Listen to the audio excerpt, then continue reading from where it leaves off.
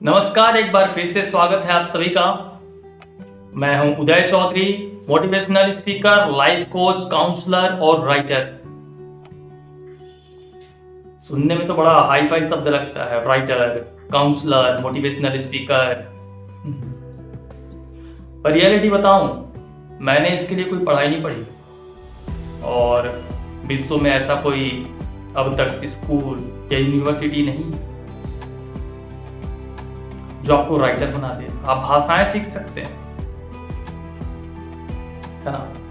Motivational speaker कई सारे देखे होंगे, लोगों की कहानियां सुनाते हैं, लेकिन मोटिवेशनल स्पीकर सच्ची कहें तो वो बनता है जो संघर्षों से होकर गुजरा होता है, जो खुद में परिवर्तन किया होता है, जो अनुभवों के आधार पर बताता है कि अपनी आदतों को कैसे बदलें। एक काउंसलर क्या करता है? लोगों को समझाता है, काउंसलिंग करता है। तो जो अपने मन की काउंसलिंग कर देता है, जो अपने मन को समझा पाता है, अपने मन की काउंसलिंग जो कर पाता है, वो अच्छे से काउंसलिंग भी कर सकता है दूसरों की, है ना। सब चीज की शुरुआत तो खुद से ही होती है। जो अपने जीवन की दास्तां को कलम से बयां कर सकता है, हर पहलुओं को, वो बन चुका है लेखक। तो इस तरह से मेरा भी शुरुआत हुआ। क्या बन रहा था मुझे भी नहीं पता था। कहते हैं ना, हमारे जीवन में जो कुछ भी होता है अच्छे के लिए होता है। तो मेरे साथ भी जो भी घटनाएं घटी थी, मुझे नहीं पता था उसके पीछे क्या भलाई छुपा हुआ है। क्योंकि घटनाएं जब घट रही होती है हमारे साथ में, हमें तो बड़ी तकलीफें होती है, दुख होता है, दर्द होता है। हमको क्या पता होता है कि उस दुख, दर्द, तकलीफ क्यों मिल रहा है हमें। हम बड़ा कोसा करते हैं ऐसे वक्त पे भगवान को, परिस्थितियों को, व्यक्ति को। पर रियलिटी देखा जाए, ये सब चीजें हमारे साथ होती क्यों? कुछ कहीं ना कहीं इन सब चीज़ों के पीछे, अगर मैं आज जो इस माइंडसेट को चेंज करके एक काउंसलर के तौर पर, एक मोटिवेशनल स्पीकर के तौर पर, एक राइटर के तौर पर अपने आप को ढाल कर जीवन जी पा रहा हूँ, तो इन सब के पीछे उन सारे दुख, दर्द, तकलीफ और चोटों का बहुत बड़ा योगदान है। कहते हैं ना, कोई भी जो मंदिर में मूर्ति होती है ना, उस मूर्ति को उतना सुंदर मूर्ति बनने के लिए कई छेनी हथौड़ी की चोटें सहनी पड़ती है। तो ये कुदरत भी जब हमें हीरा बना रही होती है ना, कोई सोना बन जाते हैं, कोई पीतल, कोई तांबा, कोई चांदी बन जाते हैं, लेकिन कुदरत तो हमें बनाना चाहती है हीरा। लेकिन उसके लिए हमें चोटें सहनी पड़ेंगी। अगर सुंदर मूर्ति बननी है, आकर्षक पर्सनैलिटी, व्यक्तित्व लाना है, तो उसके लिए चोटें सहनी पड़ेंगी। तो जिंदगी में मिली चोटों से प्यार कर लीजिए, मोहब्बत कर लीजिए। सच कहता हूं, यूनिक बन जाओगे, यूनिक। आपके जैसा विश्व में कोई भी दूसरा व्यक्ति नहीं होगा। आप अपने आप में यूनिक बन जाओगे, क्योंकि आप अपने खुद की काबिलियत से रूबरू हो जाओगे, पहचान जाओगे अपनी क्षमताओं को, अपनी कुशलताओं को, अपनी एनर्जी को। उसको पॉजिटिव वे में लगा के जो चाहे वो कर सकते हो फिर। तो जैसा कि हमने जाना कि कोई भी सुंदर मूर्ति तब सुंदर मूर्ति बनती है जब वह हजारों छेनी हथौड़ी की चोटें सहती है। तो बिल्कुल इसी प्रकार अगर हमें हमारे जीवन में दुख, तकलीफें, दर्द मिल रही है, तो कहीं ना कहीं ये हमें एक रूप में गढ़ रही है, एक सुंदर मूर्ति के रूप में, आकर्षक सुंदर मूर्ति के रूप में गढ़ रही है। लेकिन जो इन चोट तकलीफों को सहता हुआ आगे बढ़ता है, वही सुंदर मूर्ति बन जाता है। और जिसकी सहन शक्ति टूट जाती है, धैर्यता टूट जाती है, जो फ्रस्ट्रेट हो जाता है, बिलख जाता है, रोने लगता है, वो सुंदर मूर्ति नहीं बन जाता। कभी आपने देखा है पत्थर को जब छेनी हथौड़ी की मार पड़ रही होती है तो पत्थर उनके भागता नहीं? लेकिन आज क्या होता है, सिचुएशन जैसे ही आता है इंसान के जीवन में, इंसान या तो पीछे हट जाएगा, या तो किसी नशे का सहारा ले लेगा, या किसी बलवान व्यक्ति का सहारा लेगा उस सिचुएशन से आगे निकलने के लिए, परिस्थितियों से, प्रॉब्लम से उबरने के लिए। तो सुंदर मूर्ति कैसे बन पाएगा? सुंदर मूर्ति तब बनेगा जब उसके अंदर सहनशीलता होगी, सहेगा वो परिस्थितियों को, सब कुछ, तमाम तकलीफें सहता झेलता हुआ वो आगे बढ़ेगा, है ना। तो जितनी परिस्थितियां हैं, बैड सिचुएशंस हैं, विपरीत परिस्थितियां, प्रॉब्लम्स, वो हमें हमसे मिलाने आती है, हमें हमारे अंदर के गुणों से, शक्तियों से रूबरू करवाने आती है। अगर वो ना आए तो हम कैसे पहचान पाए कि हमारे अंदर कौन कौन से रत्न छुपे हुए हैं। आज बाहरी धन कमाने में सभी का ध्यान है, मगर एक धन और होता है जिसके बिना सचमुच इंसान निर्धन है, और वो धन है आंतरिक धन, आत्मिक शक्ति, आत्मिक गुणों रूपी धन। लोग भगवान से कार मांगते हैं, दौलत मांगते हैं, बंगला, हीरा मोती मांगते हैं। पता है भगवान कभी ये हीरा मोती ये सब काम भगवान का नहीं है। ये सब इंसान अपने कर्म से कमाने के लिए, इंसान को किस लिए मिला है जीवन, कर्म का जो चाहिए वो अर्जित कर लो। लेकिन इंसान क्या करता है, भगवान से मांगने लग जाता है। कहीं ना कहीं कमजोरी है, श्रीमत पे नहीं चल रहा है, तभी वो चीज उसको प्राप्त नहीं हो रही है। लेकिन जैसे ही हम अंदर के रत्न के बारे में जान जाते हैं कि वास्तविक धन जो है वो हमारे गुण है, आत्मिक गुण और आत्मिक शक्तियां ही हमारे वास्तविक धन है। और जब हम उसको जागृत करने के लिए पुरुषार्थ करने लगते हैं, मेहनत करने लगते हैं, आंतरिक धन कमाने के लिए मेहनत करने लग जाते हैं, तो फिर हमें समय नहीं मिलता दूसरों की चुगली करने का, दूसरों की बुराई ढूंढने का समय ही नहीं मिलता। आप लोगों ने देखा होगा पहले 3 से 4 साल पहले मेरे सोशल मीडिया के पोस्ट देखेंगे तो पाएंगे कभी इसका विरोध, कभी उसका विरोध, विरोधाभास। अंदर से इंसान जितना खोखला होता है वह उतना दूसरों की कमियां देखता है, प्रदर्शन करता है। जिस दिन हम स्वदर्शन, सेल्फ एनालिसिस करने लगते हैं, प्रदर्शन मतलब दूसरों की कमी कमजोरियां देखना, और स्वदर्शन मतलब स्वयं का दर्शन करना, मतलब स्वयं की कमी कमजोरियां देखना, उसे निकालना। जब तक हम चेक नहीं करेंगे कि मेरे अंदर कौन सी कमी कमजोरी है तो उसे हम निकाल कैसे पाएंगे।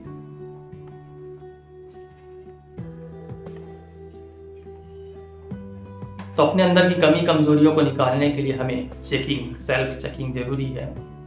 सेल्फ चेकिंग होगी तो हम बारीकी से परख पाएंगे। परखने की शक्ति सब में होती है। बारीकी से परख पाएंगे कि हमारे अंदर कौन कौन सी कमी कमजोरी है, और एक एक कमी कमजोरी को अपने आप से अलग करने के लिए जब हम मेहनत करने लग जाते हैं तो हमारा ध्यान इस दुनिया के जो लफड़े हैं, फसाद हैं, उससे दूर होता चला जाता है। हम बेवजह की बातों में, व्यर्थ की बातों में इन्वॉल्व नहीं होते। कौन क्या कर रहा है अपने जीवन में, करने दो ना यार। हम क्या कर रहे हैं अपने जीवन में, उसके कुछ करने से हमारा जीवन खराब नहीं होगा, लेकिन हमारे ना करने से जरूर होगा। अगर हम अपना समय, कीमती समय अपने व्यवहार में, वाणी में, कर्म में, संस्कारों में चेंजेस लाने के लिए पुरुषार्थ में लगाएं, समय ऊर्जा लगाएं, तो जितना समय हम दूसरों को नीचा दिखाने में लगाते हैं, अगर उसका 10% समय भी, 5%, 1% समय भी अगर खुद के सेल्फ डेवलपमेंट में लगाएं तो हमारी पर्सनैलिटी कहाँ से कहाँ पहुंच जाएगी। तो अगर बात करें प्रॉब्लम की, तो प्रॉब्लम आज हर इंसान के जीवन में है। किसके जीवन में प्रॉब्लम है? प्रधानमंत्री को देखें, भारत के सर्वोच्च पद पर बैठे हुए भारत के प्रधानमंत्री, क्या उनके जीवन में प्रॉब्लम नहीं है? और इस दुनिया के सबसे गरीब व्यक्ति को देखिए, क्या उसके जीवन में प्रॉब्लम नहीं है? पता है, दुनिया को देखने का ना 2 व्यक्ति बहुत अच्छे से देख पाते हैं। अगर वो नजरिया सबको मिल जाए ना तो जीवन जीने में मजा आ जाता है। पहला ना, जो सर्वोच्च सीट पर बैठा होता है ना, वो इस दुनिया को बहुत अच्छे से देख पाता है। चल क्या रहा है, बाकी जो upper class, middle class, lower class, ये लोग देख ही नहीं पाते दुनिया में। दुनिया को देखने का नया नजरिया उनके पास नहीं होता। लेकिन दूसरा व्यक्ति जो समाज के सबसे निचला तबका होता है, भिखारी कह सकते हैं, तो भिखारी के पास भी दुनिया को देखने का अलग दृष्टिकोण आ जाता है। तो जिंदगी कभी ठोकर मारते मारते अगर आपको 0 पे ला रही है ना, तो डरिए मत, है ना। उदाहरण के लिए मैं बैंगलोर से पढ़ा लिखा, अगर ठोकर लगते लगते मुझे लास्ट में ये गेवरा दिक्का में 0 में आके रहना पड़ा, तो जिंदगी मुझे कुछ बनाना चाहती थी। मैं जिस काबिल हूं मुझे वो चीज देना चाहती थी। अब जब तक मेरे हाथ में कुछ चीज है, जब तक वो चीज खाली नहीं होगा, तो कुदरत मुझे दूसरी चीज़ कैसे देगी? हाथ भरा हुआ है, थैला झोला भरा हुआ है। जब झोला खाली होगा, थैला खाली होगा, हाथ खाली होगा, तब तो उसमें दूसरी चीज़ें भर पाएंगी। तो पुरानी चीज़ें जो हुआ सो हुआ, मेरी नौकरी गई जो गया, तो अगर मैं उसको बैठ के रोता रहूं कि चला गया मेरे साथ बुरा हुआ, तो क्या मेरे साथ अच्छा हो जाएगा?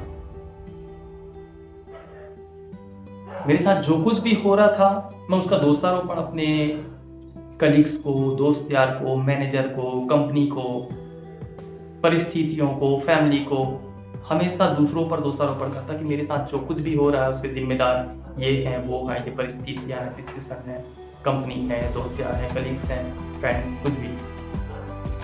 कभी मैंने जिम्मेदारी नहीं ली कि मेरे साथ जो कुछ भी हो रहा है उसके पीछे कहीं न कहीं मैं जिम्मेदार हूँ। इंसान के साथ जो कुछ भी होता है उसका जिम्मेदार वह स्वयं होता है। हम क्या करते हैं, हमारे सामने जो सिचुएशन आता है, हम उस सिचुएशन को बदलने के लिए मेहनत करने लग जाते हैं, पूरी ताकत छोड़ देते हैं, खुद की ताकत खत्म हो जाती है तो दूसरों को भी इन्वॉल्व करते हैं, आओ मेरे मैटर में इसको सॉल्व करो, ये परिस्थितियाँ, सिचुएशन, प्रॉब्लम, डिफिकल्टीज मेरे सामने आई हुई हैं, अब इसको सॉल्व मैं नहीं कर पा रहा हूँ, आओ तुम भी आओ, सब मिलकर सॉल्व करते हैं। लेकिन क्या आपको पता है कि हमारे जीवन में जो कुछ भी परिस्थिति आ रही है, चाहे वो अच्छी हो चाहे बुरी हो, है ना, इंसान क्या करता है, अच्छी परिस्थिति आती है तो एक्सेप्ट कर लेता है कि हाँ कहीं ना कहीं मैंने अच्छा काम किया तब तो ऐसा मुझे फल मिला, अपनी ही पीठ थपथपा लेता है। लेकिन जब इंसान के साथ बुरा होता है तो वो कभी भी एक्सेप्ट नहीं कर पाता कि ये मेरे कर्मों का फल है। वो जरूर इसका जिम्मेदार किसी और को जिम्मेदार बताएगा कि ये इसकी वजह से हुआ, उसकी वजह से हुआ, परिस्थिति ऐसी थी, मेरे पास पैसे नहीं थे, गरीबी थी, कुछ भी, मतलब किसी और चीज़ों को जिम्मेदार बताएगा, खुद को जिम्मेदार कभी नहीं बताएगा। लेकिन इंसान को यह बात समझनी होगी, हमें यह बात समझनी होगी कि हमारे साथ जो कुछ भी घटनाएं घटित हो रही हैं उसके जिम्मेदार और कोई नहीं, हम स्वयं होते हैं। परिस्थितियों को बदलने से अच्छा है अपनी आदत को बदलना, क्योंकि परिस्थितियां एक फल है और हमारी आदत है बीज। अगर हम अपनी आदत को बदल देंगे तो वैसी परिस्थितियां जीवन में आएंगी ही नहीं, क्योंकि आदतों, मैंने कहा ना, आदत है बीज और रिजल्ट फल क्या है, परिस्थिति, सिचुएशन। तो हमारे जीवन में जो कुछ भी सिचुएशन, परिस्थितियां, प्रॉब्लम्स आ रही है वो एक रिजल्ट है, फल है। किसका फल है? हमारे कर्मों का फल है। कभी ना कभी हमने किया है वैसा कर्म, इसलिए वो रिजल्ट के रूप में हमें प्राप्त हो रहा है। भगवान कहते हैं कर्म कर, फल की चिंता मत कर, क्योंकि रिजल्ट हमारे मन के मुताबिक नहीं होगा। तो हमारे सामने जो भी रिजल्ट आया हुआ है वो कहीं ना कहीं हमारे कर्मों का फल है। सिचुएशन जो है उसको एक्सेप्ट करना चाहिए हमें सबसे पहली बात कि हाँ मैंने कभी ना कभी ऐसा कुछ काम किया होगा जिसकी वजह से ये डिफिकल्टीज मेरे पास आई है। ये पहला दृष्टिकोण। इसका मतलब ये नहीं है कि आत्मग्लानि करने लगे, है ना, अपने आप के ऊपर दोषारोपण करने लगे, सेल्फ क्रिटिसिज्म जिसे कहते हैं, तो ये भी नहीं करना है। सेल्फ क्रिटिसिज्म से और ही हम आत्मग्लानि में, डिप्रेशन में चले जाएंगे। कहते हैं ना, डिप्रेशन की शुरुआत किससे होती है? जब इंसान खुद को कोसना शुरू कर देता है, और हर चीज़ों में जब खुद को कोसने लगता है, ये इस वजह से, इस वजह से हुआ, मेरी गलती। दोषारोपण, क्रिटिसिज्म, ये सब डिफरेंट है। एक्सेप्टेंस कि हाँ मेरे वजह से हुआ, गलती स्वीकार करना और दोबारा गलती ना करने का अपने आप से वादा करना, ये बेस्ट वे है। लेकिन सेल्फ क्रिटिसिज्म में क्या होता है, हम अपने आप को स्वीकार नहीं करते, बस कहते हैं, अपने आप को कोसते हैं, यार मेरी वजह से हुआ, मैं जानता हूं मेरी ये आदत है। ऐसे अपनी आदतों पर काम करें, एक्सेप्ट करें पहला सिचुएशन को कि हाँ मेरे पास जो सिचुएशन आया हुआ है वो कहीं ना कहीं मेरी किसी आदतों का ही परिणाम है, फल है, रिजल्ट है। तो सिचुएशन को बदलने में मेहनत करने से अच्छा अपनी आदतों को बदलने में मेहनत करेंगे तो सामने जो सिचुएशंस है वो अपने आप बदल जाएगी। क्योंकि सिचुएशंस और कुछ नहीं है, रिजल्ट है। तो ये हमें उंगली दिखाने आती है कि देखो अपनी इस आदत को, इस पार्टिकुलर आदत को बदलो, और अगर नहीं बदलोगे तो मैं ऐसी परिस्थितियां जीवन में बार बार आऊंगी उठगी। कुदरत इस तरह की परिस्थिति आपके जीवन में बार बार भेजेगी। क्यों? आपको उंगली दिखा रही है कि अपनी इस पार्टिकुलर आदत में परिवर्तन करो, लेकिन हम क्या करते हैं, अपनी आदत में परिवर्तन नहीं करते, दूसरा दोषारोपण शुरू कर देंगे, इसकी वजह से ऐसा हुआ, इसकी वजह से वैसा हुआ, उसकी वजह से वैसा हुआ, दूसरों के ऊपर दोषारोपण शुरू कर देंगे। एक्सेप्ट कीजिए जो कुछ मेरे साथ हो रहा है, स्वीकार कीजिए, उसका जिम्मेदार मैं स्वयं हूँ। ये पहला कड़ी है, ऐसा नहीं कि यहीं पे सब कुछ खत्म हो जाता। पहला स्टेप है स्वीकार करना कि जो कुछ भी परिस्थिति आई है उसे हम स्वीकार करें। इसके बाद स्वीकार करने के बाद एक होता है परिस्थितियों से लड़ना, और दूसरा होता है सामना करने की, जिसमें शक्ति नहीं होती परिस्थितियों की, तो वो वहां से निकल लेता है। मान लीजिए अगर मेरे अंदर शक्ति है तो मैं परिस्थितियों का सामना करूंगा, और अगर मेरे अंदर शक्ति नहीं है तो कहीं ना कहीं मैं वहां से निकल लूंगा। ये तो फाइट करते हैं परिस्थितियों से, सिचुएशन से, तो फ्लाइट उड़ निकलते हैं। जब भी हमारे जीवन में प्रॉब्लम आता है ना, तो हम प्रॉब्लम से लड़ने लग जाते हैं, हमारा ध्यान इस वजह से सॉल्यूशन की ओर नहीं जाता है। तो जब कभी भी जीवन में प्रॉब्लम आए तो शांत मन से प्रॉब्लम का सॉल्यूशन ढूंढे। प्रॉब्लम आता है तो पहली बात तो मन तो विचलित होता है लोगों का, क्योंकि मन में अगर शक्ति है तो मन विचलित नहीं होगा। अगर मन कमजोर है, शक्तिहीन है, मन में शक्ति कम है, पावरफुल नहीं है मन, तो जैसी ही डिफिकल्टीज आएंगी लाइफ में, मन हिल जाएगा। आज के यूथ्स को देखते हैं, मन कमजोर है लोगों का, ऊपर से दिखाते बहुत है, लेकिन मन, शरीर से बड़े मजबूत होंगे बहुत से, लेकिन मन लोगों का कमजोर है। आज का जो सिचुएशन चल रहा है, ऐसे सिचुएशन में लोगों का मन बहुत कमजोर है।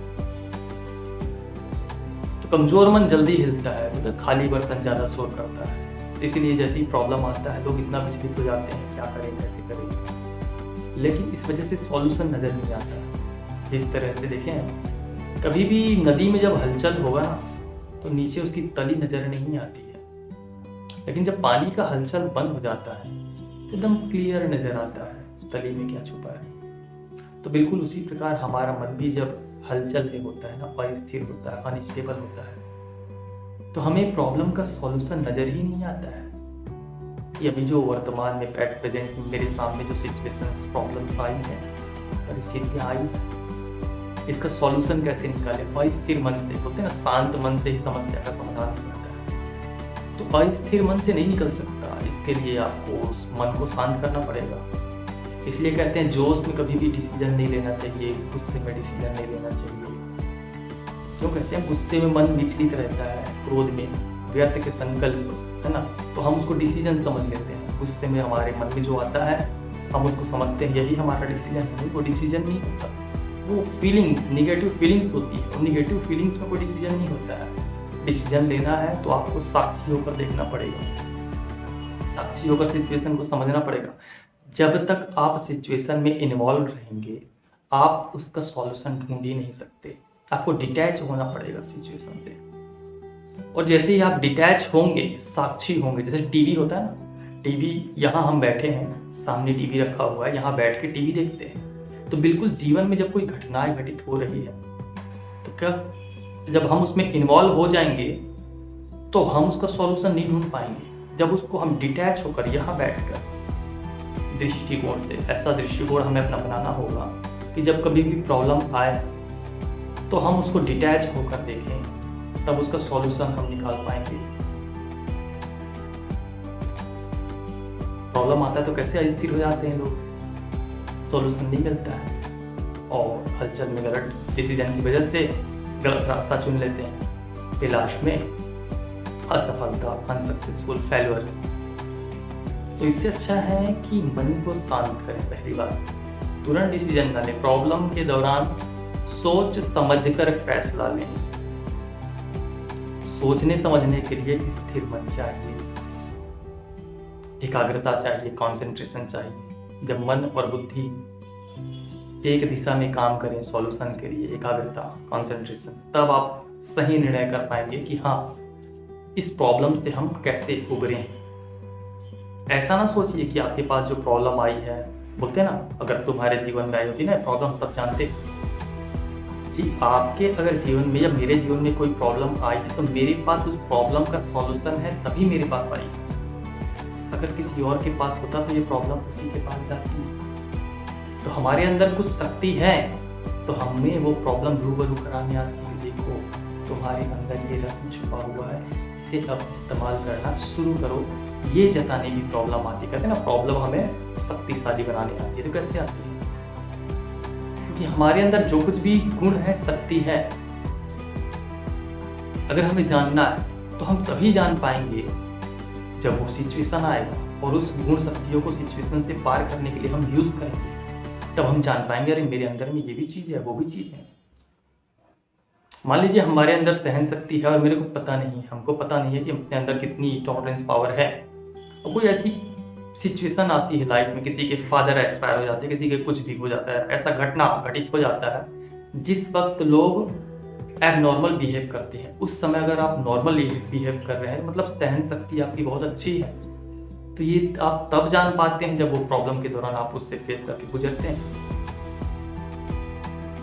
तो इसलिए प्रॉब्लम का आना भी जीवन में जरूरी है। बिना प्रॉब्लम के जीवन में कोई टेस्ट ही नहीं होगा। वीडियो गेम खेलते हैं तो वीडियो गेम में स्टेज बढ़ते जाता है स्टेप बाय स्टेप। जितना प्रॉब्लम बढ़ता है हम उतना हैप्पी होकर खेलते हैं वीडियो गेम को। लेकिन रियल लाइफ में जब प्रॉब्लम आने लगता है तो हम निराश हताश हो जाते हैं, डर जाते हैं, पीछे हट जाते हैं।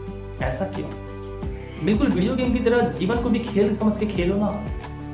ये खेल है और कुछ नहीं है। रियलिटी में ये खेल है। कैसे बताऊं? क्योंकि हम सभी के लिए ये शरीर एक कॉस्ट्यूम है।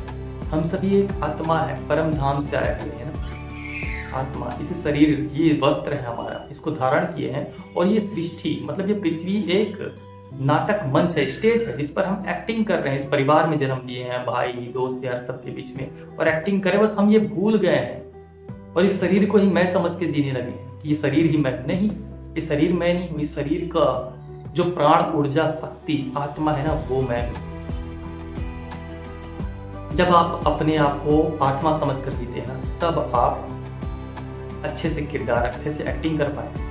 वरना जहाँ मैं बनाया कि मैं ये बॉडी हूँ, आप अच्छे से एक्टिंग नहीं कर पाएंगे, है ना। प्रॉब्लम आता है तो डिटैच होने के लिए आपको क्या चाहिए? आत्मिक स्मृति चाहिए, सोल कॉन्शियसनेस में टिकना पड़ता है। तो आप डिटैच हो जाएंगे प्रॉब्लम से कि जो प्रॉब्लम आई है कहीं ना कहीं मेरी आत्मा ने पिछले जन्म में या फिर उसके भी पिछले जन्म में या फिर इस जन्म में कोई ऐसे कर्म किए हों कुछ आत्मा ने, जिसका रिजल्ट इस सिचुएशन के रूप में आया। एक्सेप्ट कर लेने से पहला तो मन में जो हलचल है वो मिट जाता है, शांत हो जाता है। अब फिर शांत मन से हम समस्या का समाधान ढूंढते हैं। समस्या से लड़ना नहीं है, क्योंकि समस्या से आप जितना लड़ेंगे समस्या उतनी बड़ी होती जाएगी।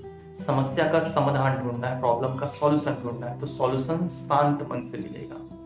नदी वाला उदाहरण बताया ना, तो बिल्कुल शांत मन से ही समस्या का समाधान मिलता है। जब तक मन अस्थिर रहेगा तो उसके अंदर, मन के अंदर जो सॉल्यूशन छुपा हुआ है वो सॉल्यूशन हमें सूझेगा नहीं। लेकिन जैसे ही मन शांत होता है तो अंदर का रत्न जो है ना, मतलब सॉल्यूशन उस प्रॉब्लम का हमें नजर आ जाता है। अचानक से होता है ना, दिमाग की बत्ती जली, बोलते हैं कि प्रॉब्लम का बहुत सोचते रहते हमें सॉल्यूशन निकलता ही नहीं।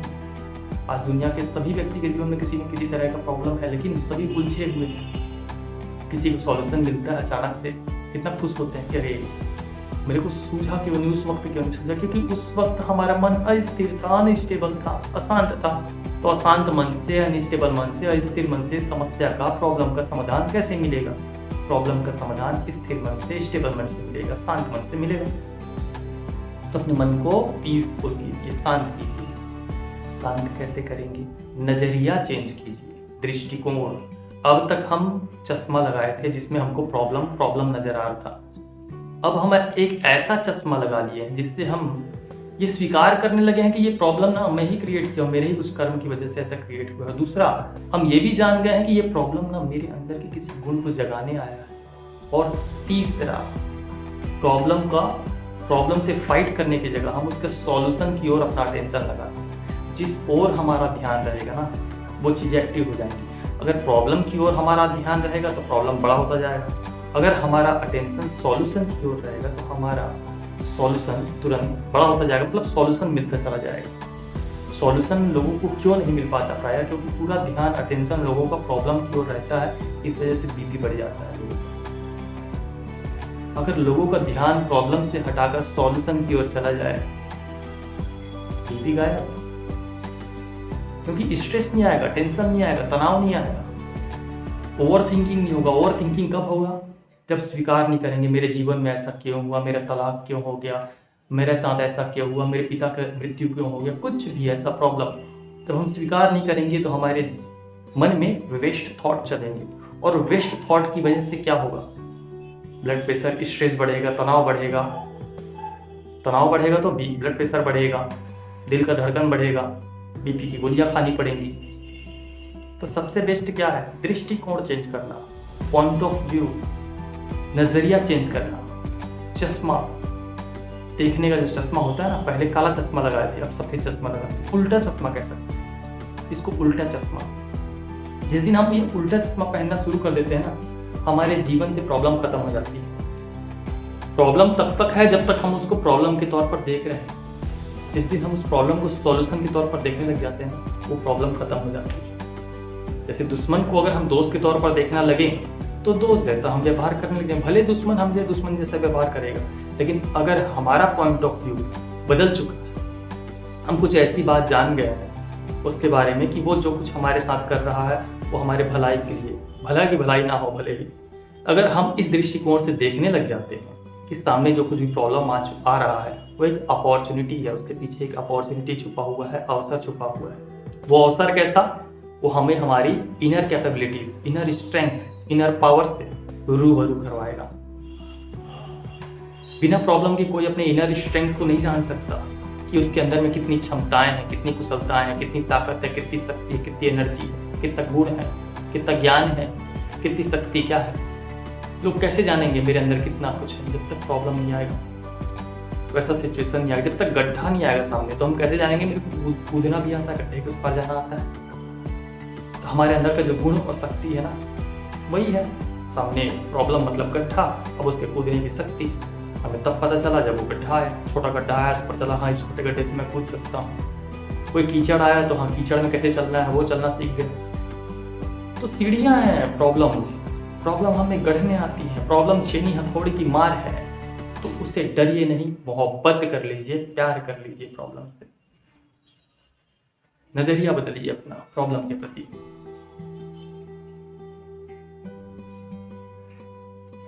अपॉर्चुनिटी के तौर पर देखिए प्रॉब्लम को, अवसर के तौर पर देखिए। कुछ न कुछ उसमें छुपा हुआ है प्रॉब्लम के पीछे। प्रॉब्लम ऐसे ही नहीं आता, गिफ्ट देने आता है ना। अच्छा एक बात बताइए कि जब आप भगवान के पास जाते हैं, हिंदू धर्म में चाहे अपने भारत में प्रायः देवी देवताओं के पास में मंदिरों में जाते हैं, भगवान शिव के पास में चाहे किसी भी देवी देवताओं के मंदिर में जाते हैं, तो मांगते हैं भगवान मुझे ये प्रॉब्लम है, मुझे शक्ति दे भगवान, मेरे बुद्धि को ठीक करो भगवान, और मेरा मन को शक्ति दो, ऐसे करके मांगते हैं। अब भगवान को आपको, वैसे तो भगवान करते नहीं है, तो प्रॉब्लम भगवान नहीं डालते, हमारे ही कर्मों का फल होता है। फिर भी एक पॉइंट ऑफ व्यू आपको दिखाने की कोशिश कर रहा हूँ कि रियलिटी में अगर हम मांग रहे हैं कुदरत से कि मुझे सहन शक्ति चाहिए, प्रॉब्लम को सहने की शक्ति चाहिए, अब सहन शक्ति कैसे जागृत होगा बताओ? शक्तियां बाहर नहीं है कि ऊपर से भगवान डाले, ऐसा नहीं है। शक्तियां हमारे अंदर हैं, आत्मा में। बस वो तब जागृत होती है जब प्रॉब्लम आता है, सिचुएशन आता है, परिस्थिति आती है, डिफिकल्टीज आता है।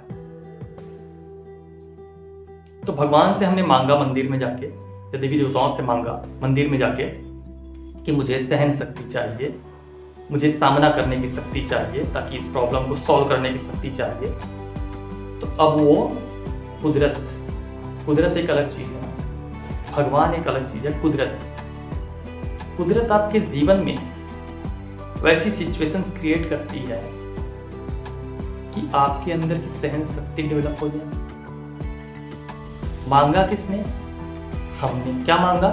सहन शक्ति। भगवान मुझे बुद्धि दो, अच्छी समझ दो। बुद्धि मतलब अच्छी समझ। अच्छी समझ किससे आती है? धोखे से आती है, चोट से आती है।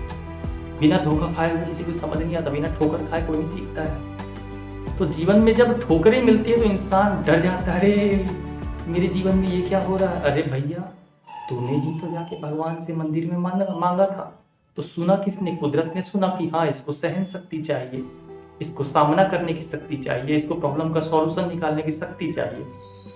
तो क्या होगा, तुमको उस योग्य, हमको उस योग्य बनाने के लिए कुदरत वैसा सिचुएशन हमारे लाइफ में क्रिएट करती है, इसको प्रॉब्लम कहा जाता है।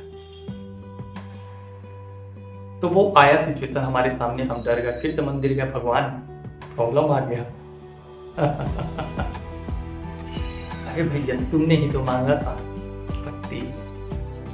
शक्ति मिलने का तरीका तो यही है ना। कैसे मिलेगा शक्ति? आसमान से टपकेगा, तुम्हारी आत्मा के अंदर घुस जाएगा, बस खत्म? ऐसा नहीं है भाई, तुम्हारे अंदर शक्ति ऑलरेडी है, लेकिन वो जागृत कब होगा? जब जीवन में प्रॉब्लम आएगा। तो भगवान का काम क्या है? भगवान का काम प्रॉब्लम देना नहीं है, भगवान का काम बस है श्रीमत देना कि देखो राइट क्या है, राइट वे ऑफ लिविंग, जीवन जीने का सही तरीका क्या है, ये भगवान सिखा देते हैं। अब तुम उल्टा चलोगे तो तुम्हारे साथ बुरा ऑटोमेटिकली होगा, क्योंकि एक नियम बना हुआ है। नियम मतलब मर्यादा बना हुआ है, मर्यादा तोड़ेंगे तो ऑटोमेटिकली पाप और पुण्य का जो खाता है वो तो सब पर बराबर लागू है। तो उसमें हम भगवान को कुछ नहीं कह सकते कि आपकी वजह से ऐसा हुआ, आपने मेरे साथ ऐसा क्यों किया। हमने जो किया वो हमें रिटर्न में सिचुएशन, परिस्थिति या प्रॉब्लम के रूप में मिला। इसमें भगवान कहाँ से दोषित हो? इस एक रूल्स रेगुलेशंस नहीं रहेगा, दुनिया तो 2 मिनट भी नहीं टिकने वाली। लोग एक दूसरे की हत्या करके खत्म कर देंगे अगर रूल्स रेगुलेशंस नहीं रहेगा, नियम मर्यादाएं नहीं रहेंगी। तो इंसान, जानवर तो ऑलरेडी बन ही चुका है आज की तारीख में, फिर भी और भी ज्यादा हिंसक। अभी आगे चल के देखेंगे आप हिंसक किस तरह से इंसान बनेंगे, एक दूसरे के खून के प्यासे।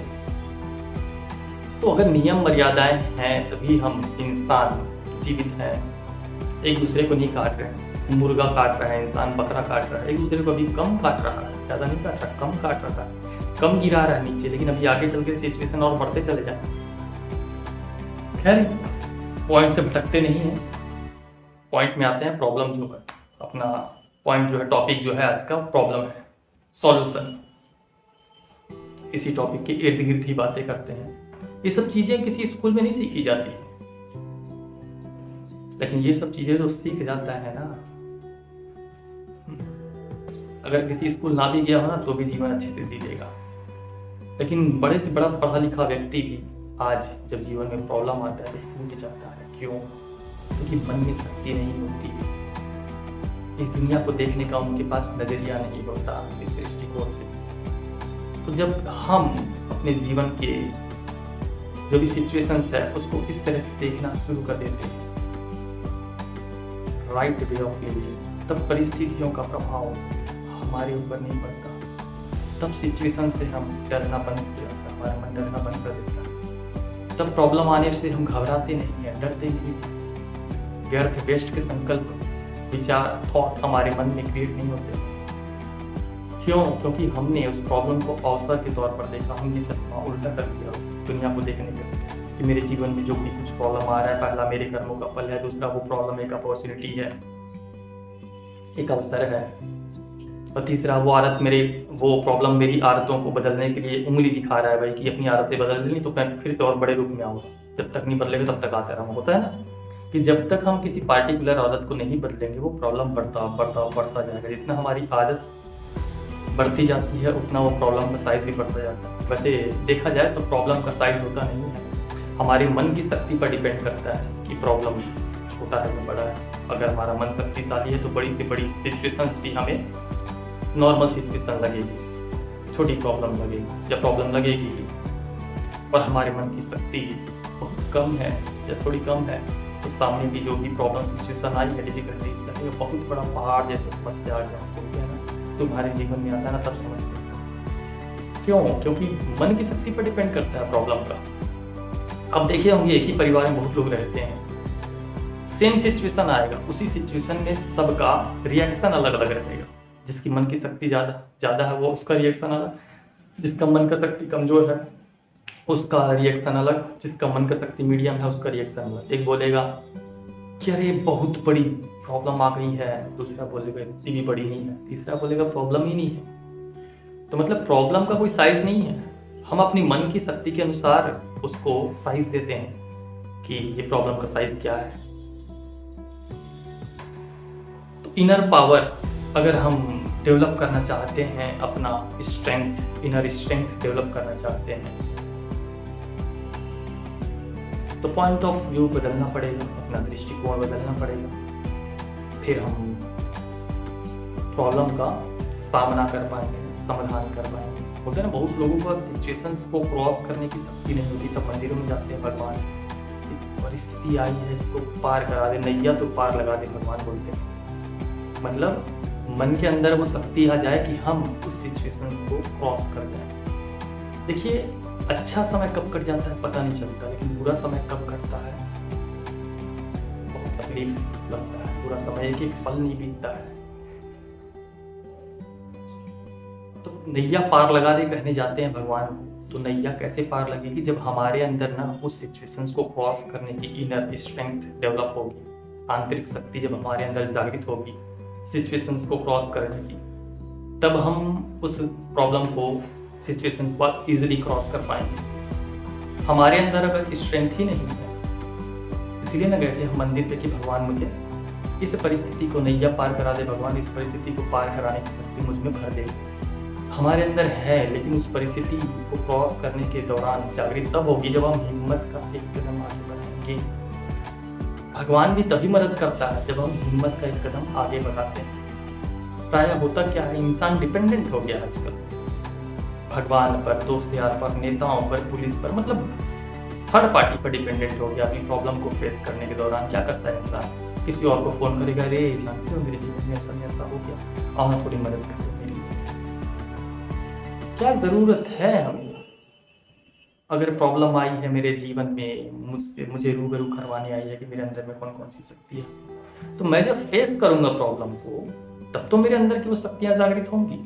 इसलिए ज़्यादा से ज़्यादा कोशिश करें कि अपने प्रॉब्लम को खुद सॉल्व करने का। इससे आप आत्मनिर्भर बनेंगे। आत्मनिर्भर का रियल मीनिंग क्या है? अपने आप पर निर्भर, किसी और पर निर्भर नहीं। तो अपने आप पर निर्भर मतलब आत्मनिर्भर आप कब बनेंगे? जब अपने लाइफ के उतार चढ़ाव के दौरान आप अकेले जीवन जी के दिखाएंगे बिना किसी सहारे के, तब आप आत्मनिर्भर कहलाएंगे। और हर छोटी छोटी बात में अगर आप किसी को याद कर रहे हैं तो आप आत्मनिर्भर नहीं, आप कहीं ना कहीं निर्भर हैं। तो मैक्सिमम 100% तो अभी तक कोई नहीं हो पाया आत्मनिर्भर, लेकिन होना बहुत अच्छी बात है। 100% आत्मनिर्भर हो जाते हैं। सेल्फ डिपेंडेंट,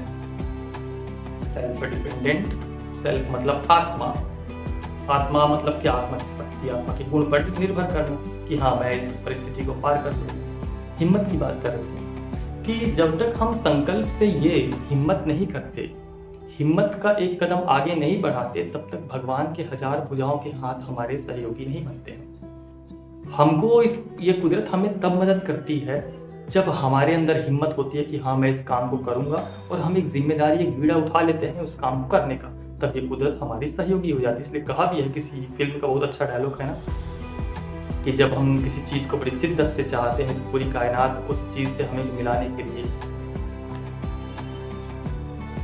है। किसी फिल्म का डायलॉग, तो उसका कहने का मीनिंग यही है, यूनिवर्सल फैक्ट है। ऐसा नहीं है कि वो डायलॉग बना इसलिए दुनिया ऐसी चलती, नहीं, दुनिया ऐसी चलती है, उसके अनुसार उस डायलॉग को बनाया गया।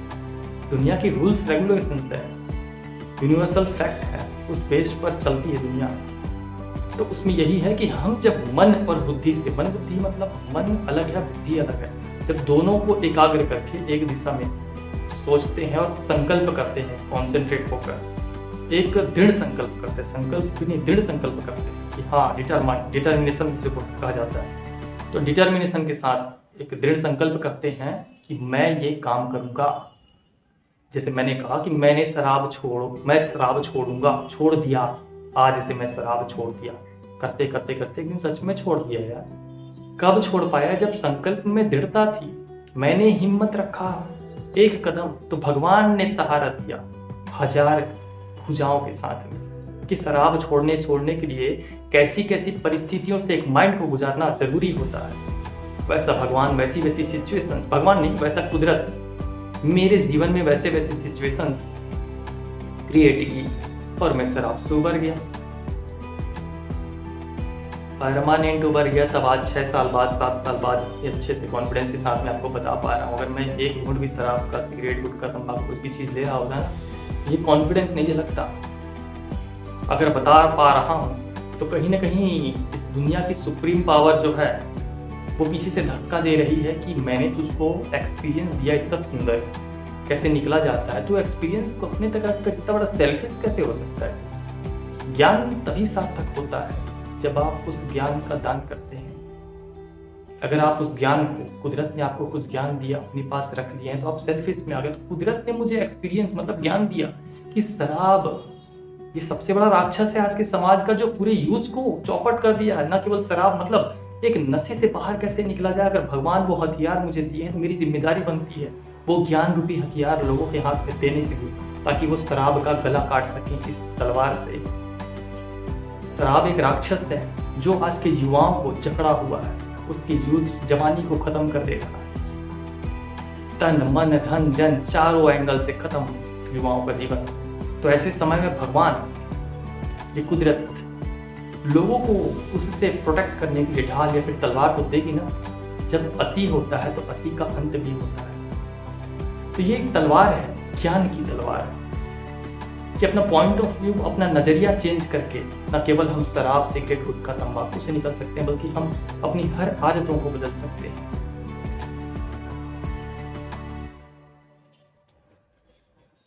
तो ज़्यादा वीडियो लंबा ना करते हुए, क्योंकि अनुभव है ना, अनुभव तो फिर निकलना जब शुरू होता है दिल की बातें तो फ्लुएंटली निकलना, अंदर का दर्द निकालने के लिए, रोने के लिए थोड़ा किसी की जरूरत पड़ती है, निकलता है। तो बस ये अनुभव ही है और कुछ नहीं है इसमें।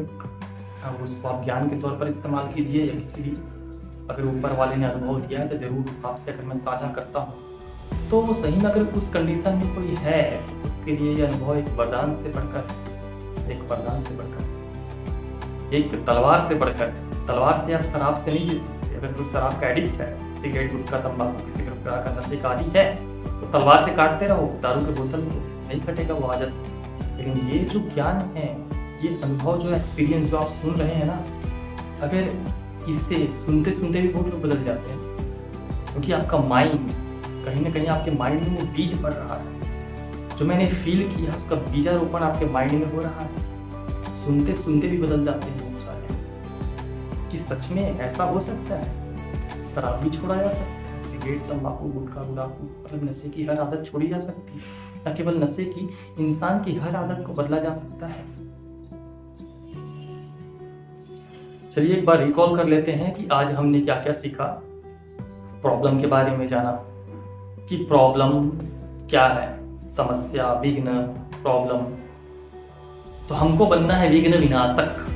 क्या बनना है? विघ्न विनाशक। हमारे प्रॉब्लम जो आती है जीवन में उसको सॉल्व करने वाला प्रॉब्लम सॉल्वर, विघ्न विनाशक बनना है। तो विघ्न विनाशक बनने के लिए ये ज्ञान था कि हम अपने जीवन के विघ्नों को कैसे विनाश करें, है ना। विघ्न तो सबके जीवन में आए, क्योंकि अगर आपको विघ्न लेस रहना है, मतलब जीवन में प्रॉब्लम ही ना रहे, तो उसके लिए आपको अपना कर्म सुधारना पड़ेगा। लेकिन कर्म सुधारने के लिए आप अपने प्रेजेंट के कर्म को सुधार सकते हैं, पास्ट में जाके नहीं सुधार सकते। तो पास्ट में जितने भी जन्मों में आपने जो कर्म किया उसका रिजल्ट बैड सिचुएशंस, प्रॉब्लम्स के रूप में तो आता रहेगा। लेकिन हाँ, आज से अगर हम कर्म अपना सुधारना शुरू करते हैं तो हो सकता है इस जन्म में जब तक हम मृत्यु लेंगे तब तक हमारा कर्म इतना सर्वश्रेष्ठ बन चुका होगा कि अगले बार जब हम जो जन्म लेंगे तो हमारे जीवन में प्रॉब्लम नाम की कोई चीज़ ही नहीं होगी। तब लोग देखेंगे कि पूरी दुनिया के जीवन के व्यक्ति में प्रॉब्लम है, इसके जीवन में क्यों नहीं। उसको क्या पता कि इसने पिछले जन्म में ऐसा प्रैक्टिस किया रहा होगा। तो ये है सेल्फ ट्रांसफॉर्मेशन, खुद को बदलने का तरीका। इसके लिए मैंने एक ग्रुप भी बनाया, व्हाट्सएप ग्रुप। आपको लिंक मैं वीडियो में दे दूंगा, आप चाहें तो उस व्हाट्सएप ग्रुप में पिछले 4 साल से चल रहा है। तो मैंने सोचा केवल लिखा ही क्यों जाए, लोगों को बोल कर भी बताया जाए। तो ये कहीं ना कहीं वो लेख सब तक, अगर सबके पास उतना टाइम नहीं होता, सब कोई लिखना पढ़ना पसंद करता है, कोई सुनना पसंद करता है। तो मैंने सोचा ज्ञान है तो ज़रूरी नहीं कि उसको हाथ से ही लिख कर लोगों तक पहुँचाया जाए, उसको बोल कर भी पहुँचा सकते हैं, ऑडियो रूप में पहुँचा सकते हैं आपके तरीके। तो बहुत बहुत धन्यवाद मुझे सुनने के लिए। बाकी ज़्यादा वीडियो मैं लंबा नहीं करना चाहता, लेकिन अनुभव तो इतने सारे हैं कि जीवन भर की सुनाएँ अब हर टॉपिक पर तो कम पड़ जाएँगे। हर टॉपिक का गहन मनन चिंतन भी हमने 4 साल से किया। उस ग्रुप के माध्यम से हमने जो सेल्फ ट्रांसफॉर्मेशन ग्रुप बनाया था, उस ग्रुप में मैंने हर टॉपिक पर मनन चिंतन किया। मैंने जो फ़ील किया उस पर ख़ासकर, तो मैं सोचा कि हाँ, इसको यूट्यूब चैनल या फिर फेसबुक लाइव या फिर किसी भी प्रकार से लोगों के सामने वीडियो बना के, क्योंकि ऑडियो विजुअल का एक अलग ही इफेक्ट होता है। ऑडियो विजुअल जब लोगों को बातें बताई जाती हैं तो हाँ, लोगों को और भी विश्वास लगता है, क्योंकि फेशियल एक्सप्रेशन से आप पकड़ सकते हैं कि इंसान सच बोल रहा है, बनावटी बातें बोल रहा है, झूठ बोल रहा है, क्या बोल रहा है। तो एक बार लेख में आदमी ना पकड़ पाए, लेख में तो आदमी झूठ भी बोल देगा तो ही चल जाएगा। लेकिन हाँ, अगर मैं कुछ कहानी बता रहा हूँ, कुछ बातें बता रहा हूँ, ज्ञानवर्धक चीज़ें बता रहा हूँ, अपना अनुभव शेयर कर रहा हूँ, तो आप फेशियल एक्सप्रेशन से पकड़ सकते हैं हाव-भाव से कि हाँ, ये फेंक रहा है कि क्या कर रहा है। तो बहुत बहुत धन्यवाद मुझे सुनने के लिए। फिर मिलते हैं।